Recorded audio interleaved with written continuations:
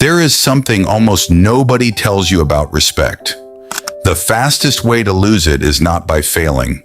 It's by needing everyone else to see your value.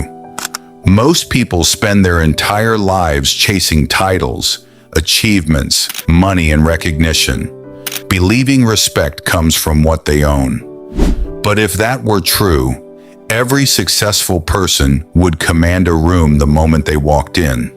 They don't. Meanwhile, some people walk into a room without saying a word, and everyone instinctively pays attention. The difference isn't what they have, it's what they don't need. In 1971, Stanford psychologist Philip Zimbardo began studying how people behave inside systems of power. His work revealed something unsettling about human nature. Respect is rarely given to the people who demand it the loudest. The more someone tries to prove they deserve status, the less naturally people tend to give it to them. That discovery explains something most of us experience, but almost never notice. Why do some people spend their lives trying to earn respect, while others seem to receive it without asking? The answer has very little to do with power, and almost everything to do with psychology. There was a general in ancient Rome named Fabius Maximus. When Hannibal invaded Italy with one of the most feared armies in history, nearly every Roman commander wanted to attack immediately. They wanted glory. They wanted victory. They wanted history to remember their courage. Fabius chose something completely different. He refused to fight on Hannibal's terms. He waited. He observed.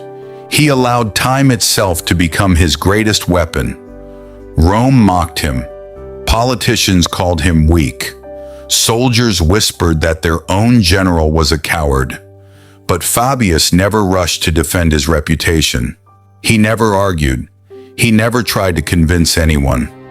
Years later, history proved him right.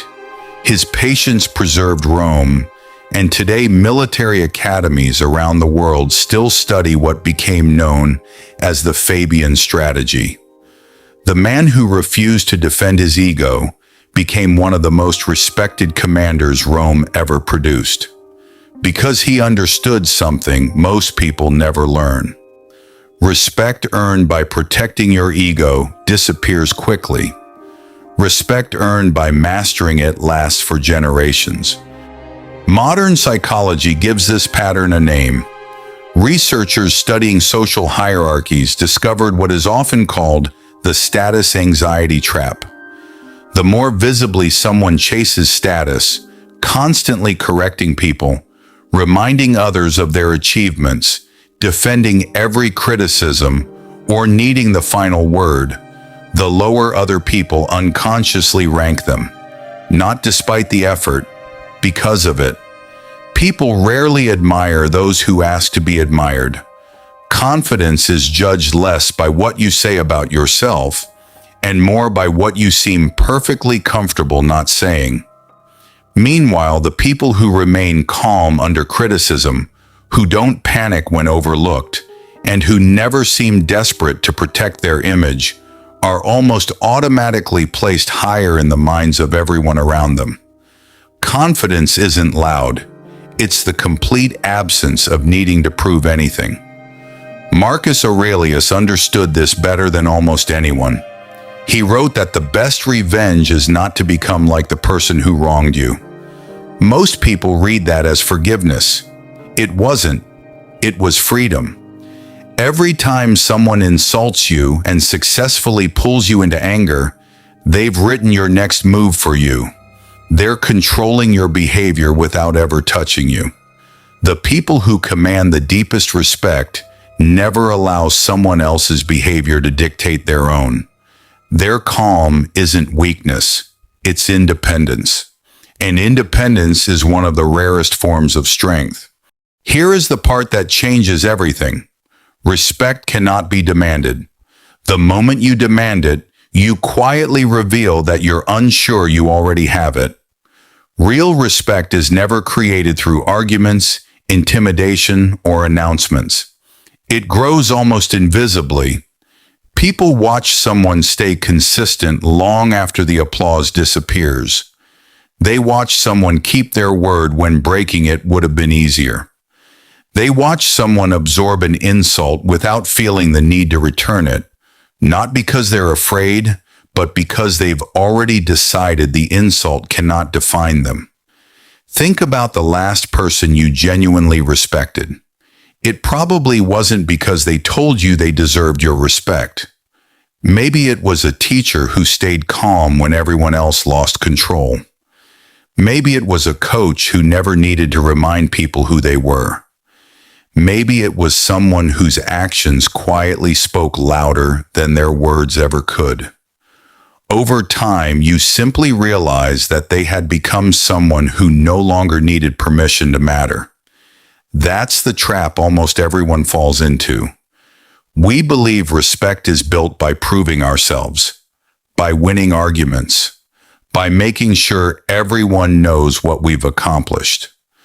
But underneath those behaviors is often something much quieter, a request for validation disguised as confidence.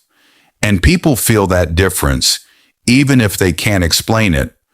The path to genuine respect runs in the opposite direction of instinct. When you're disrespected, instinct tells you to defend yourself immediately. Real strength tells you to stay consistent and let time answer for you. When you're overlooked, instinct tells you to announce your value. Real strength tells you to keep building it quietly until it becomes impossible to ignore. When someone questions your worth, instinct tells you to convince them. Real strength reminds you that your worth was never something that required their agreement in the first place. Fabius Maximus spent years being called a coward before history called him a legend.